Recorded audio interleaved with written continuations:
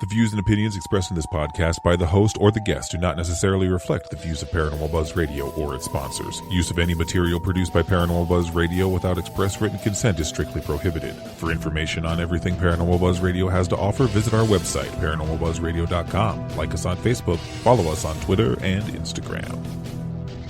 Listener discretion is advised.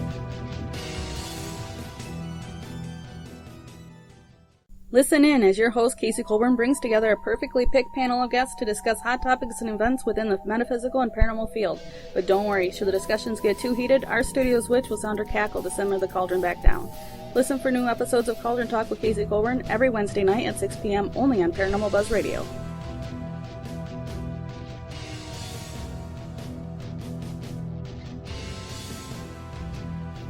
Good evening, listeners. It is Wednesday at 6 o'clock, and you're listening to Cauldron Talk with Casey Colburn here on Paranormal Buzz Radio.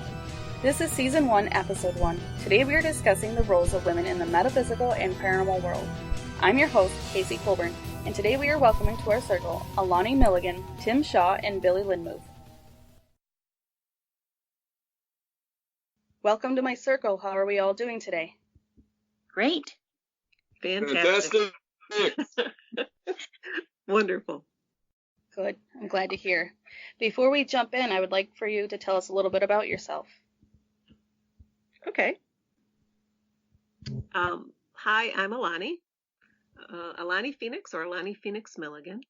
I am a psychic medium. I've been doing this since kindergarten. And that was back in the late 60s.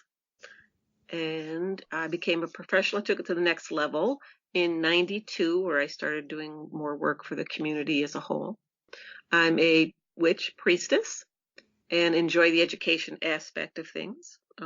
Avid paranormal investigator. I love things that go bump in the night. It makes sense in my brain, and I really enjoy this field. It feels like home to me. Hey guys, I'm Tim Shaw, and I am I'm a medium. I have worked in this field for over, I hate to say over 50 years, but I've been working in this field over 50 years. I can trace the religion of spiritualism in my family back to the 1880s, and I'm a certified spiritualist healer, certified medium. I am a Reiki master teacher. I have worked with many influential people within this field now. I have worked primarily. I worked a lot of negative cases, and that's about it in a nutshell. Outside of like hanging out and enjoying producing and working for not-for-profits, and that's me. Just about it. That's it. Okay, I am Billie Lindemuth. I am a psychic medium. I started when I was 3 years old and had my first encounter with an apparition, and she told me she was my mother. When I was 14, I found out that my birth mother was killed in a car accident when I was 10 months old. I would frighten my parents by talking to people that nobody else could see, and I went alone into the paranormal world when I was a teenager back in the 60s, and I would go to cemeteries and just kind of commune with the dead. And I hid it for a long time because you just didn't do those things back then. And now I am the manager of the Haunted Hinsdale House for Dan. And thank you for welcoming me into your circle, and blessed be. Blessed be. All right, so my first questions for you today are, in today's world, what roles do women play in the metaphysical and paranormal field? So I'm just going to go ahead and I'll open the floor up for you guys to go ahead and discuss that. Well, as I was saying, when I first started, not only it was something that was hidden, and I know, Tim, you and I are real close in age, you didn't talk about this stuff. And Jean Dixon was the go-to psychic medium, clairvoyant, whatever they referred to her as at the time. And it was just really a taboo subject. And I really started opening into the world when I actually met Lori Cabot from Salem.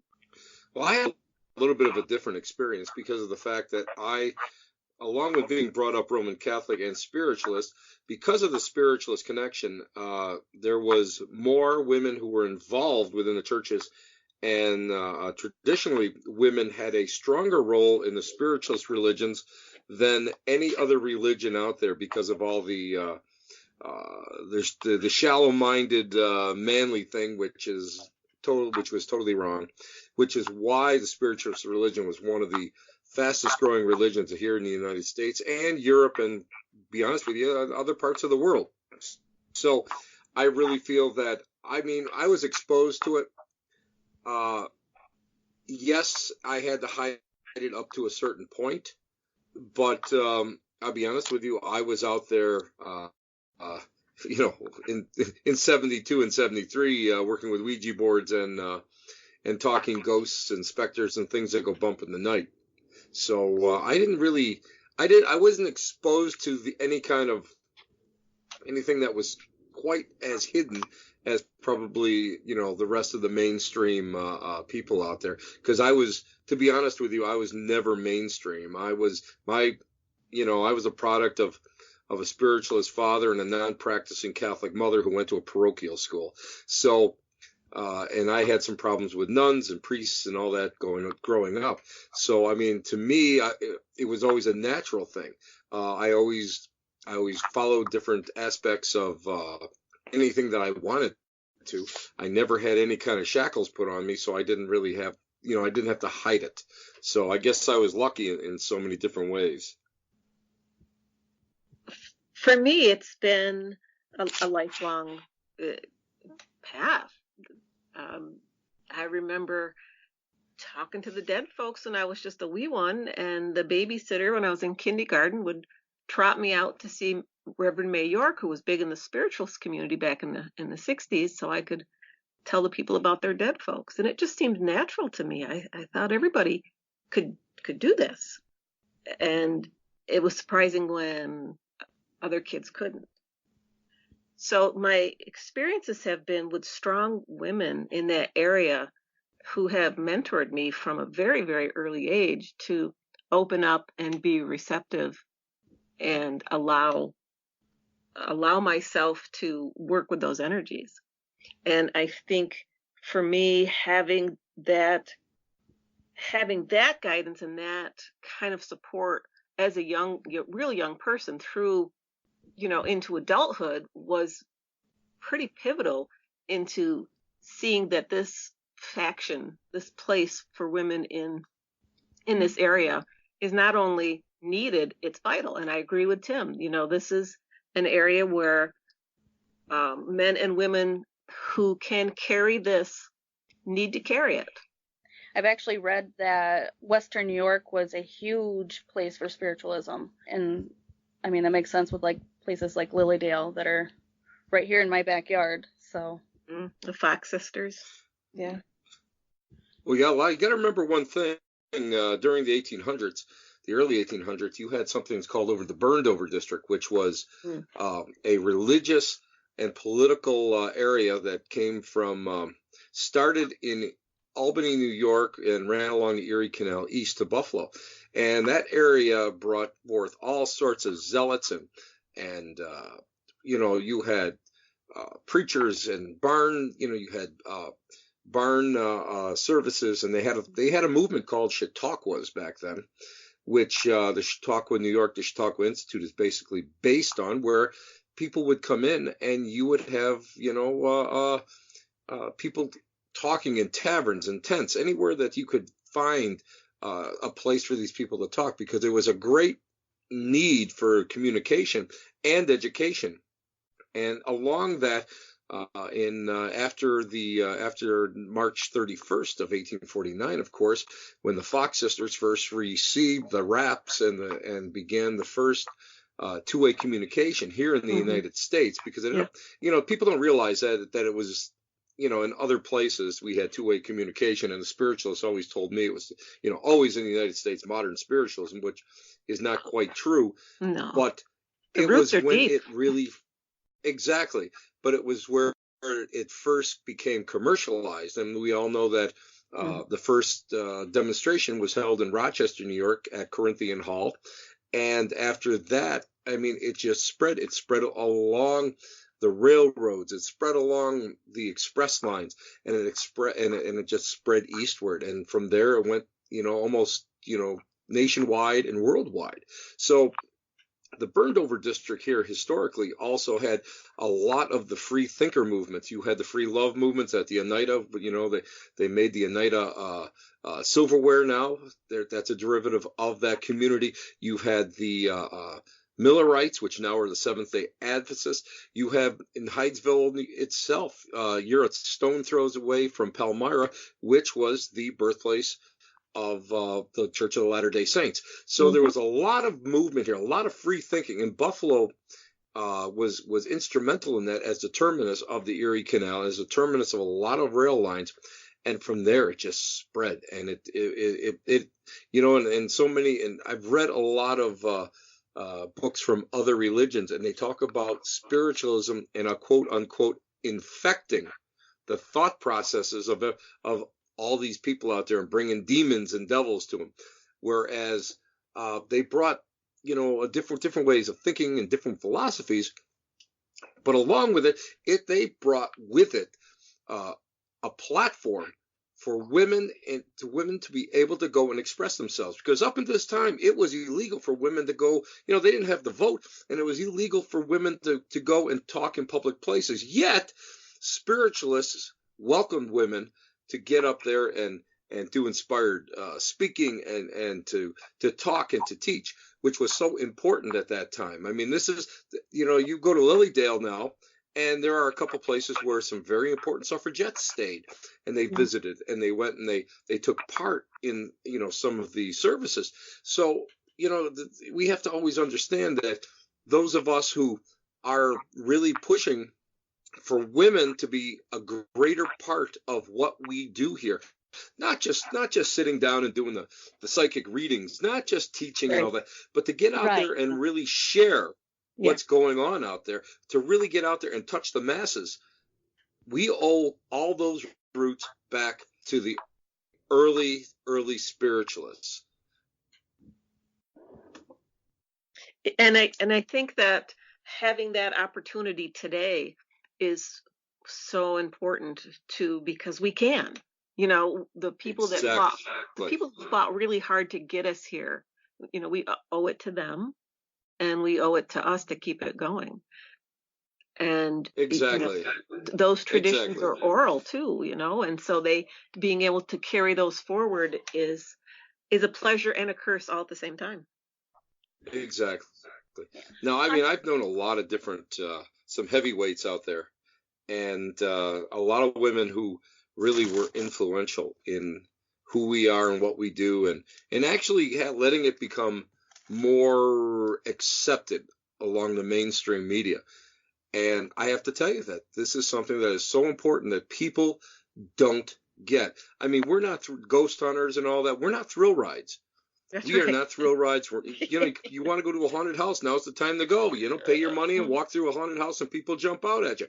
But what you want to do is understand that it's the philosophy. It's what we do. Not just, talking to dead people, not just going and picking up all this other stuff. It's the gathering of ancient knowledge. It's the demonstrations of new knowledge. It's the sharing of knowledge. And this is what I think women, unfortunately, when we talk about paranormal, it's more of a men's field. And what that kind of me is repulsive, because of the fact that I believe women, back in the early days, you didn't have a lot of influx of male mediums, and you did up to a point.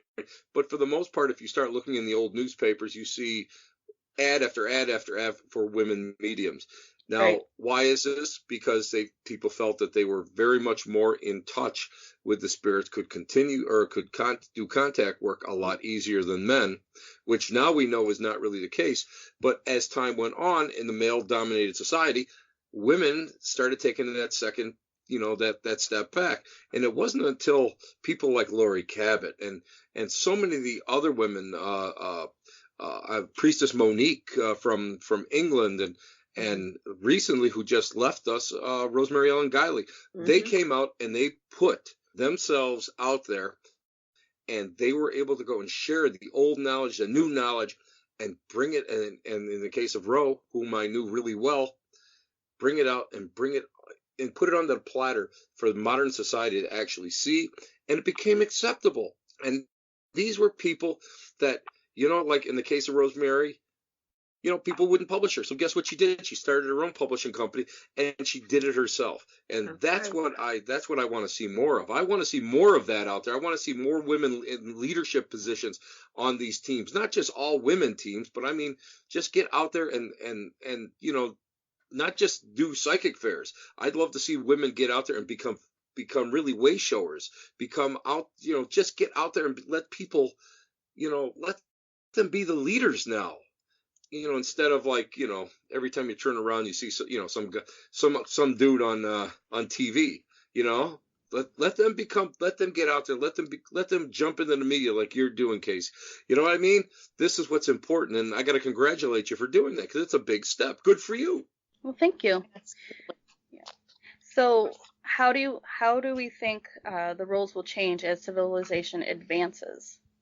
With like the new, like all the technology and stuff, how is spirituality going to actually fit in, do we think?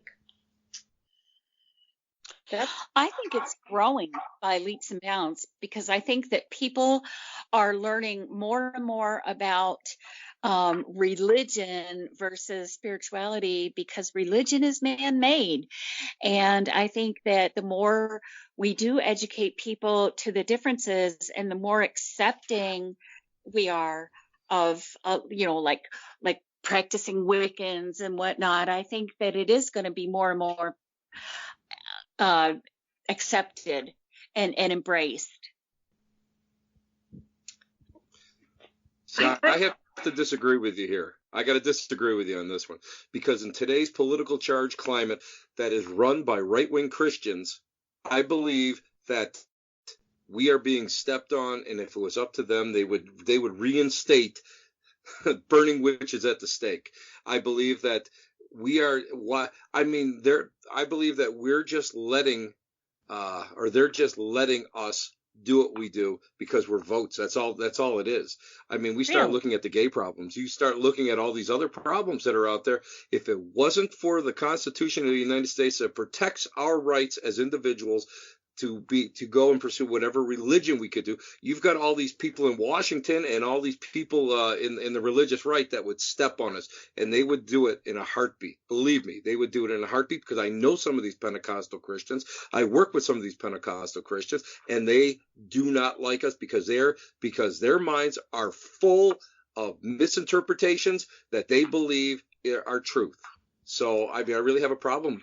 So at this time, I'm out there, pushing, but on the other hand, I see too much that's going on. And I know a lot of pagans out there and a lot of the gay and lesbian community out there who are afraid of what's going on in Washington right now and how our rights can be trampled. So, I mean, it does, we are not in this, we may be in a golden age of new enlightenment, but I believe that we are also on the cusp of draconian laws that may go and teeter on Nazism. I can agree with some of that, actually, and it's a double-edged sword, really. I mean, one of the early things you learn as a pagan, as a witch, is you practice the way you practice, but if the flag is saying you don't do it, then you do it silently and you do what the flag says, so that you carry on your tradition. And there are people today that are still wanting to hurt other people. That's very true in all respects of this. What I also find interesting is that as more people on the planet start to tune in to their own spiritual higher self, and they start to open up that part of themselves that can reach beyond their limitations, one hand reaches another. And while you do that, you've got the other hands that, as time has always done, power over will try and squish something that doesn't give them power.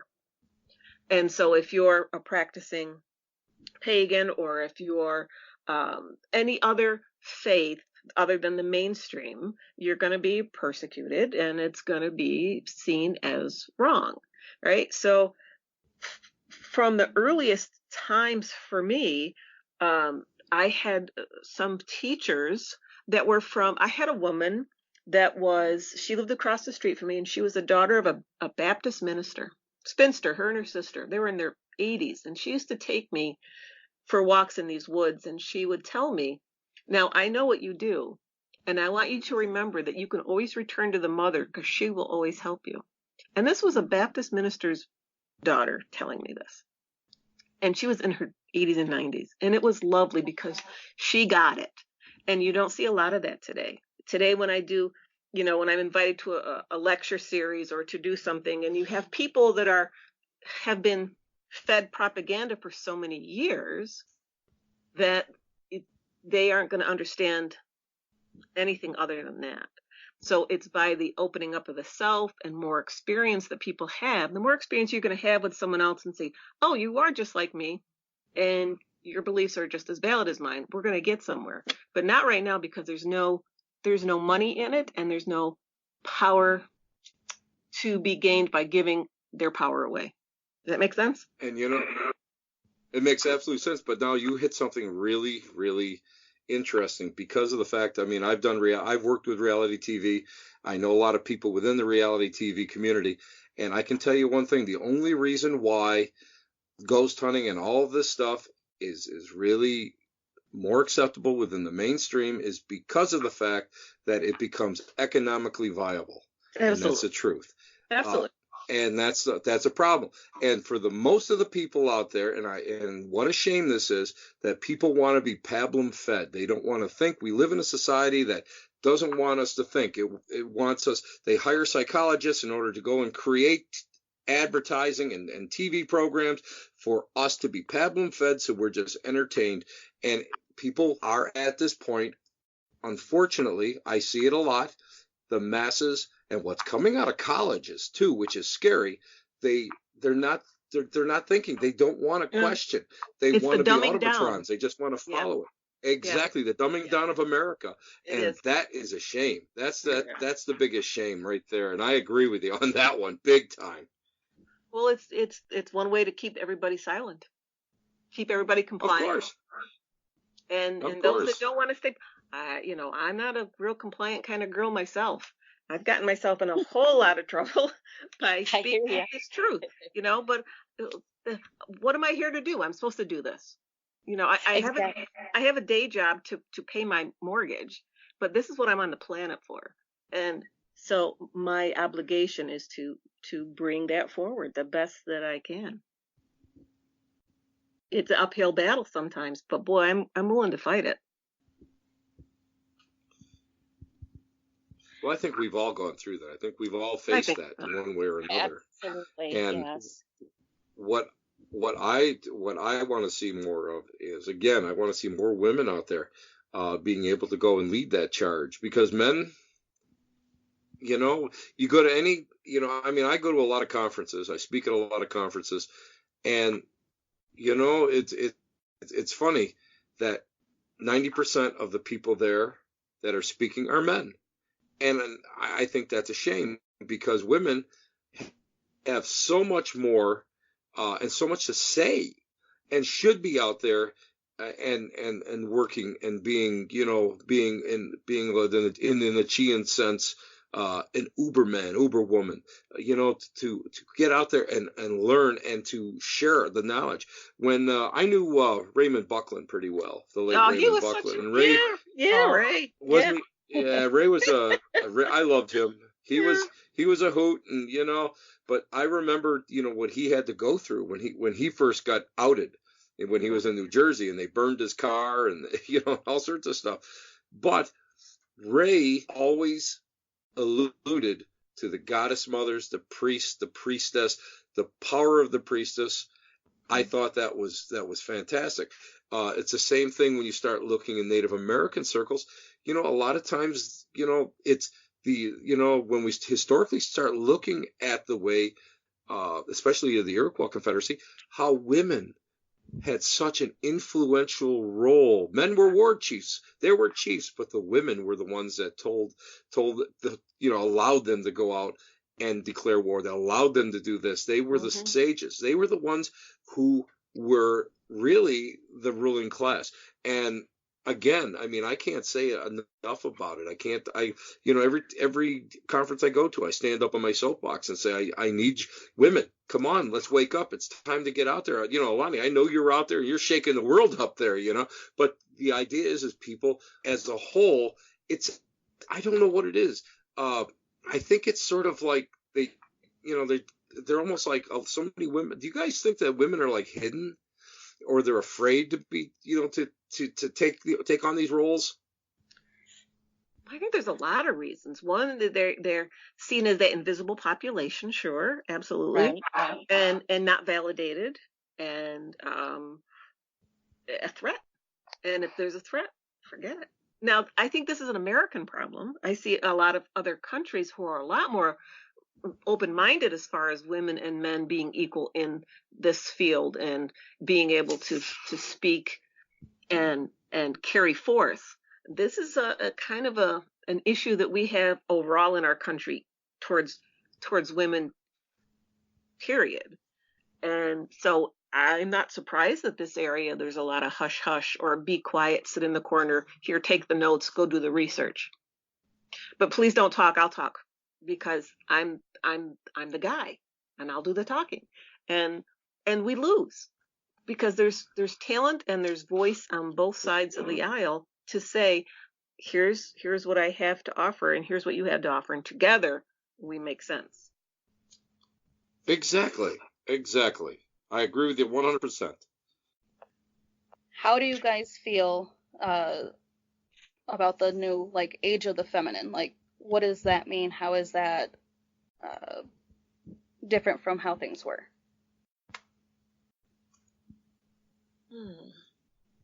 Well, I don't wear pearls and I don't put a dress on to clean my house. We've come a long way from that. We're not. Wait a minute. I should be putting on pearls when I'm cleaning my bathroom. Is that what you're saying? Well, the stereotypical that you're gonna meet your man with the martini at the door with the pearls and the hair's done and the dinner's on the table, and it's like, oh my gosh, no. I'm not a good cook. My husband cooks far better than I do.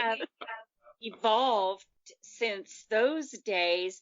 I grew up on Leave It to Beaver and my all kinds of shows like that. I Love Lucy, and the subservience was absolutely appalling. And then I had to sit and watch my mother be so subservient to my father. And Tim, I think a lot of our difference of opinion on stuff, like you said that you were basically, born into it, and it was accepted in your circle, where I was actually beat by my parents if I got caught talking to what they considered my invisible friends or something like that. So I think our evolution is coming around, but it's a very slow process. It's that slogan from Virginia Slims, "You've come a long way, baby," but we have a long way to go. We do, but we're getting there little by little. Look at this nice young lady that is speaking out about climate control. What? Exactly. Oh, yes. An amazing young woman, and there are several young people just like her, young men and women who are speaking out, and they need our protection and our support, and not to let the bullies try and hush them because they're embarrassing them. Yes. And that's one way we're gonna push this forward for our next generations, because a lot of the people that are out there today, oh my goodness, I'm a little afraid when I'm an old person and they're going to be taking care of me because they ain't doing a good job themselves. And so it's that next generation where this young lady is and those young people, they're where our future is going to start. It's the next 7 generations, and hopefully it will come. What I'm looking at is a resurgence of the women's rights movement, except it's not so much, with controlling interest, not only in religion and spirituality, but the government and everything else out there. And I believe that with the, with the right encouragement, I believe women can conquer everything. And again, Rosemary Ellen Guiley, who was just a wonderful person. She was a mentor of mine.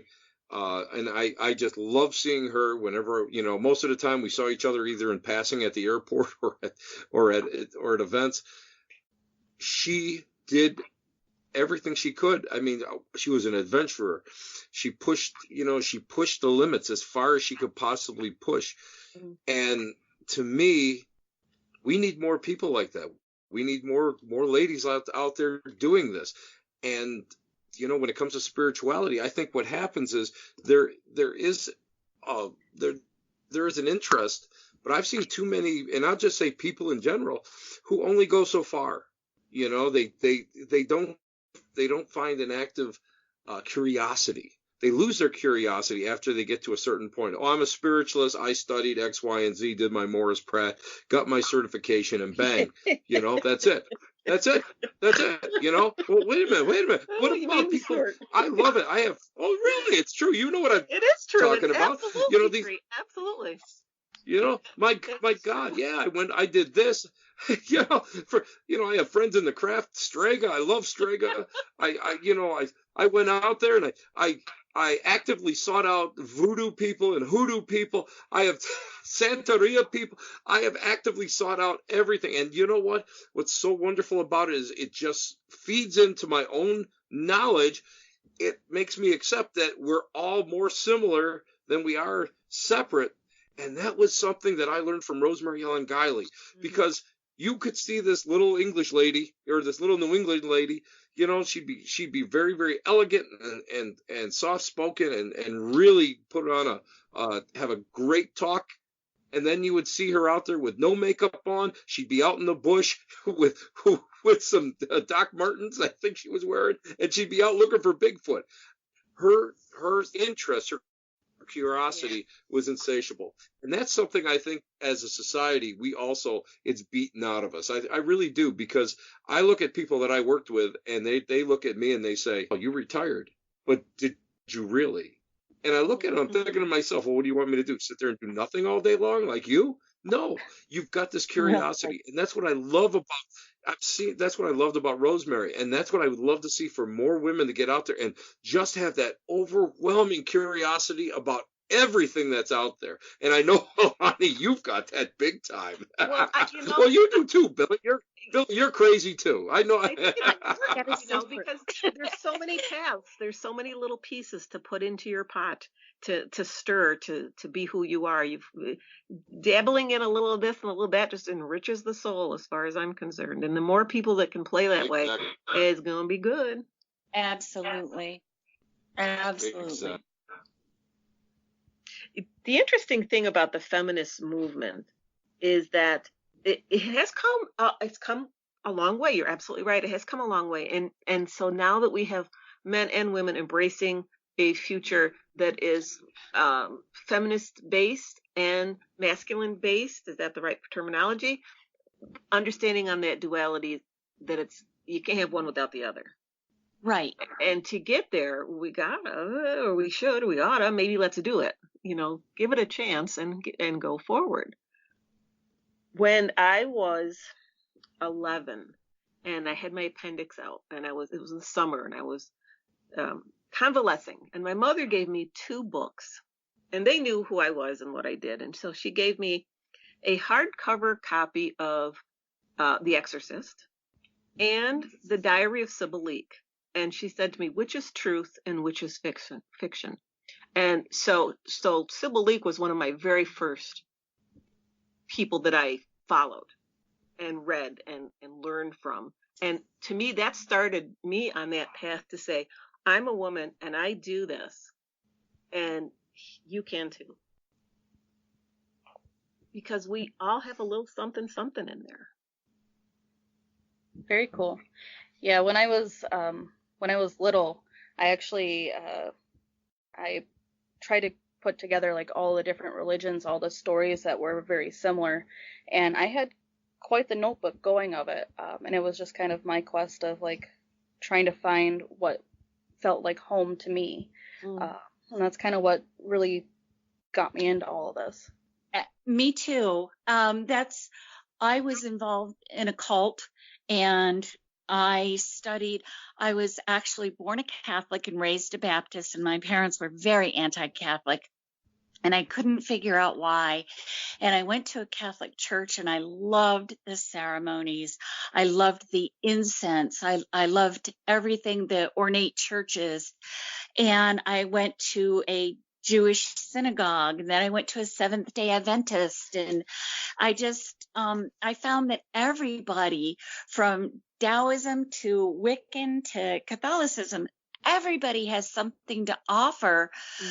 But the problem is everybody thinks theirs is the right one. And that's when I embrace spirituality. It's like I have a belief system, and my belief system is you don't have to believe what I believe.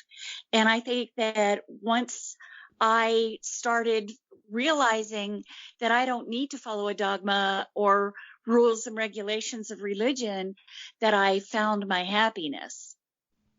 Well said. Exactly. Yes. Exactly. For my last question for you guys, if you could change your role, would you? No, I don't think so. Other than I think that I would be, if you could go back in time and change things, I wish I had been bolder about who I was and more. Like I always heard the beat of a different drum, and I knew something was different about me. I just couldn't name it. And I think that if I was younger, I would be way bolder.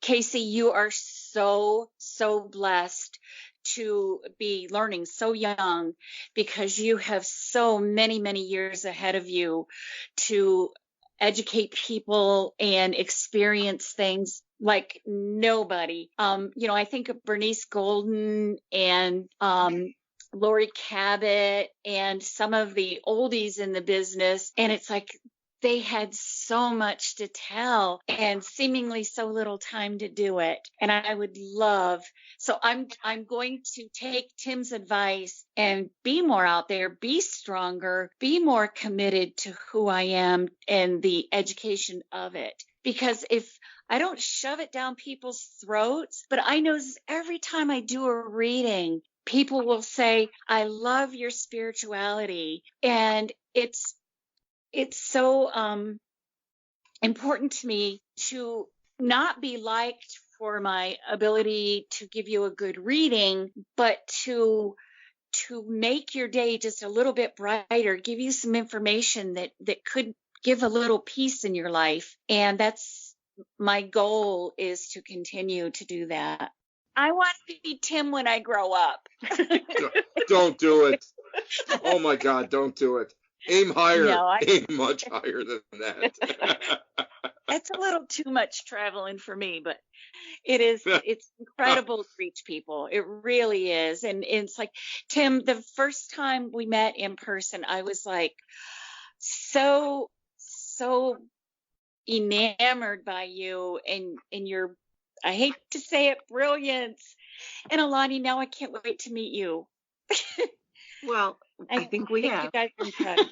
I think on some level, somewhere we have. You're right. I don't think I would change my role. I think, being 17, 18, 19 years old, you do stupid stuff. And I wanted to shut some of the stuff off. I wanted to shut the things off for just a little bit. So I turned the volume down and turned on and turned up, however they say it, for a few years. And I would have not done that, because that was a waste of my energy. Yeah, I agree. So today, my role, a role piece that I take really important is I have grandbabies, nothing better than grandbabies. I got some grandbabies, and a couple of them have the glamour. And so for them, I'm watching and helping, and that carries on a legacy that I hope will make a difference further down the road. So that role I take real important. I'm going to keep that role. And Me too. yeah, and just this kind of things right here, what Casey's doing, what all of us that are doing podcasts, and we do these things and we try and get some information out there, is really vital, important.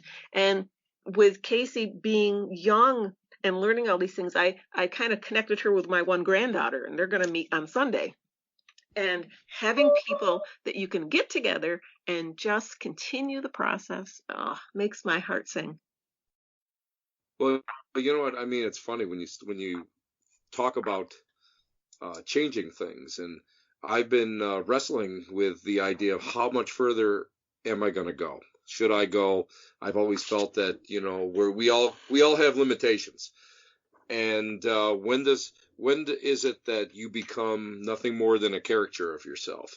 So I'm very, very, I look at the past in order to go and kind of predict my future.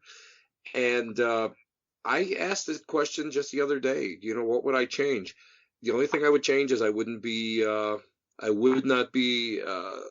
spent the years that I did in an organized religion. I would have broken away immediately after getting initial training, and then gone out there to learn even more. Because the only regret that I do have is not going and learning more about, you know, hoodoo and voodoo and Santeria and some of the other religions that are out there that are considered hidden religions. Something that I know that would enrich me even more with their philosophies and the reverence they have, especially in hoodoo, the reverence for the ancestors, and then in voodoo, the reverence for the deities.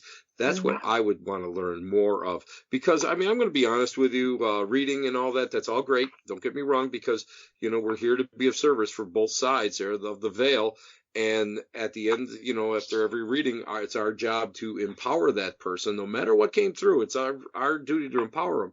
But I think I could have done more by understanding, you know, more of the religions of the downtrodden, so that it you know, instead of sitting there and worrying about, well, you know, we have to go and we have to study for ordination, or we have to take this or that, or we have to go and work with the church constitution and voting rights and all this other stuff. To me, in the long run, now that I look back at it, it was just a smoking pile of BS. So for about, I would say, probably a good decade, I lost being, you know, a follower. So that was sort of my biggest regret. But to be honest with you, I think I've conquered that last decade in the last 5 years. So and now I'm still playing catch up to a lot of people, but it's what it should be. And I think all of us, and all of us that are here on the radio right now, every single one of us, if we can go out there and change one person, or if we can go out there and make one person think, I think our lives are fulfilled. And Casey, I'm going to tell you what, I'm with the rest of the ladies here because of the fact that you are at that golden, beautiful age where you have inherited so much from so many. And now this is your voice. Your voice is just starting. Girls, can you imagine being at that age and being able to get out on the radio and just be able to say what you want to say and reach people? I mean, I was on CBS for 3 years. I was on the internet with live shows for 12, and I didn't start that until I was in my 40s. You know? So, man, I can't believe it. This would, you know, what you're doing now is like would have been a dream come true to someone like me as I look back.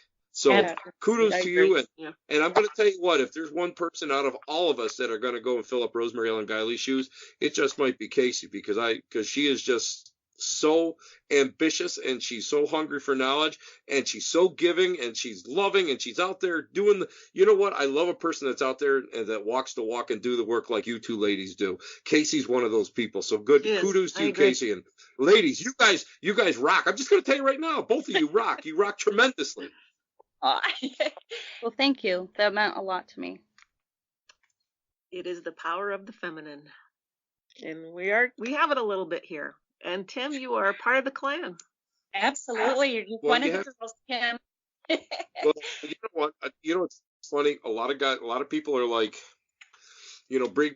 being brought up, going to the Dale and everything as young. When I was younger, most of the churches I served had a large congregation of gay and lesbian, congregates. So to me, even to this day, they're just people. I don't see any difference. I absolutely love going and officiating marriages and weddings and whatever. And I love it. I absolutely love it. And so a lot of people will say to me, well, you're just, you get out there and you're like, you're like this crazy guy and stuff. But, you have to go and you have to acknowledge the duality of our personalities, of our ego, of ourselves, and to be part of a group such as this. This is a great honor. It's a great honor. So, I mean, I absolutely love it. So thank you, ladies, because I can't think of a higher honor that you guys could have said to me tonight. Oh, wow, Tim. That's awesome. That is truly awesome. My cup runneth over. Isn't it lovely also that we have Casey in her youth and us in our season time experience. And we're at that place where we can say what we think. And she can say what she thinks, and it's going to meet fabulous results. And that's when we first started talking, and I said that I think, things are getting better. The youth that I meet with, like I have 15, 16-year-olds, wanting to come to the Hinsdale house and wanting to get involved in the paranormal. And I think it's incredible because I was so stymied in my youth by being allowed to do that stuff. And, I had to pay attention at the time. I was under their thumb. And I think that if we can educate people to think for themselves, whether if you want to go to a Catholic or Methodist or Baptist church, go for it. But if you don't, that's fine too. There is a place for you. I agree. And people unfortunately are indoctrinated. Not so much, I think, now as like when we were growing up, because you were indoctrinated and they held the fires of hell over you to keep you in line. And one day when you sit down and say, hey, wait a minute, I don't think there is any hell. I don't think there's a heaven. Is there a Summerland? I don't know. Right. But right. You just kind of, all of a sudden now it's like, oh, purgatory, the Catholic Church threw purgatory out. Wait a minute, this is great. If you start looking at different things, you just try to be a nice person, you try to live a good life, you're going to end up someplace, and, when you pass. And if you don't live a good life, well, you're going to, who knows what you're going to end up being. You're going to end up being one of those parasitical spirits that, hang out, at the liquor store down on the east side of Buffalo here. You never know. But that's what, once you free yourself and that, in that you get that mindset, then you can go out there. And I had a coworker that I loved. I loved this guy to death. He was a Pentecostal. And they used to think that they were punishing me by putting him in my truck with me, and I loved it because I could talk on his level. He could actually talk on my level. And what I loved about him is one day he said to me, he says, you know what? He says, I was brought up this and I didn't get it and I didn't like it. So, I went right to the source. I picked up the Bible and I started reading it. And I read it from front to back. He goes, and I made my own interpretation, much like if anybody knows the haunted survivor Bill Bean, he did the same thing. And I had so much admiration for this guy to sit down and actually go and say, I read it from cover to cover. I understand this, this, and this, and this. And when I didn't understand it, I did my own research into it, and I found out what my true calling is and where I'm going to fit. I thought that was fantastic. That takes fortitude and that takes determination, but that also shows free will and a search that he had that curiosity. And I thought that was great. So, I mean, I wish people would just do that. I mean, it's even like the Book of Mormon. I love when the Mormons come to my house because I've read most of the Book of Mormon myself. So I'm able to talk to them on a different level. They're not just witnessing to me. They're, we're talking about it. And I think that's fantastic. And I think more people, I wish, would take the time to really define who they are and what they are, not just autotrons being pablum fed, or looking at all those medical commercials on there that have like the two tubs and a couple looking off into the wine into the vineyard. I'm not going to say what it is, but I mean, come on now, let's get rid of those. Get your mind out of the gutter and learn something for a change. Yeah. There's always something somewhere to get something from. Exactly. Thank you for this opportunity. And I am so, so proud of you. And I'm proud to call you friend. And I think that you have the most beautiful future ahead of you. Well, thank you. I was very, very thrilled to have you three for my first episode. I was like, yes, I've got all the best people. Yay! Oh, that's very sweet. Well, thank you for starting this and having the courage to say it's my time. Thank you. The lady balls. Can I say that on the radio? Yes, you can.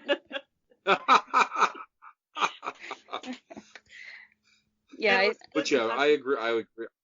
I so agree with the ladies because of the fact that it takes a lot of cojones to get out there, and people don't realize that when you have an opinion and you bring it out either in written form or video or audio, you're putting your head in the chopping block. You really are.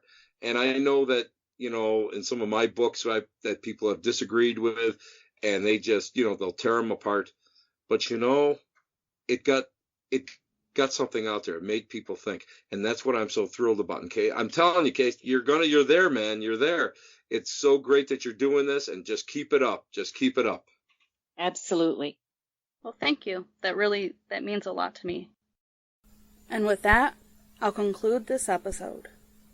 Thank you for joining my circle tonight. It was a pleasure to discuss this spooky topic with you, and a thank you to all my listeners for tuning in. And as always, dreadful dreams.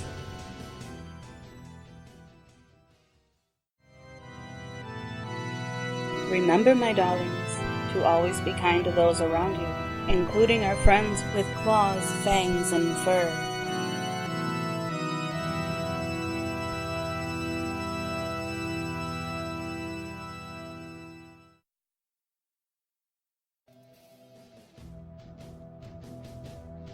Hello, darling. Love the show and want to be more involved? All while showing your support? Have I got the perfect thing for you? Subscribe to my Patreon page today, and as a patron, you'll have the option to select which tier you are interested in, with exclusive patron-only offers from early access, live stream chats, shoutouts, distant readings, and so much more. If this has piqued your interest, please follow the link in the chat or go to patreon.com and search Cauldron Talk with Casey Colburn and become a patron today. Thank you for your support, darlings, and as always, dreadful dreams.